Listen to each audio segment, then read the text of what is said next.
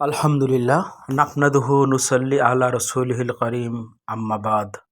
যাবতীয় তারিফ ও প্রশংসা মহান আল্লাহ সুবহানাহু তাআলার দরবারে, যিনি অশেষ কৃপায় আমাদের সকলকে ভালো রেখেছেন সুস্থ।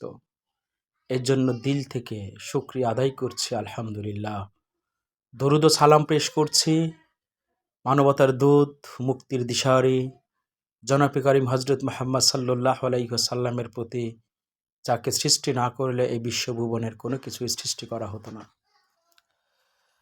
আমি শুরুতেই বাংলাদেশ কবি ও সাহিত্যিক পরিষদের সম্মানিত প্রতিষ্ঠাতা পরিচালক জনাব ফেরদাউস আলম ভাইয়ের প্রতি অশেষ কৃতজ্ঞতা জ্ঞাপন করছি।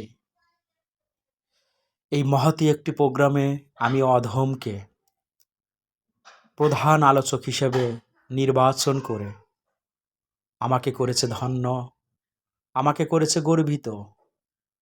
এই জন্য অনেক মেধাবী, অনেক পরিশ্রমী এবং সাহিত্যপ্রেমী জনাব ফেরদাউস আলম ভাইয়ের প্রতি অশেষ কৃতজ্ঞতা জ্ঞাপন করছি। আমরা এখানে দেশের বিভিন্ন প্রান্ত থেকে এবং কি ওপার বাংলা, কলকাতা থেকেও অনেক কবি, লেখক, পাঠক, এক কথায় যারা সাহিত্যপ্রেমী, সকল ব্যস্ততাকে ছুটি দিয়ে সকলেই একত্রিত হয়েছে বাংলাদেশ কবি ও সাহিত্যিক পরিষদের এই জাঁকজমক প্রোগ্রামে। আমি সকল লেখক এবং পাঠকদেরকে অনেক বেশি স্মরণ করছি, যারা আসতে পারেননি, যারা ব্যস্ততাকে ছুটি দিতে পারেননি।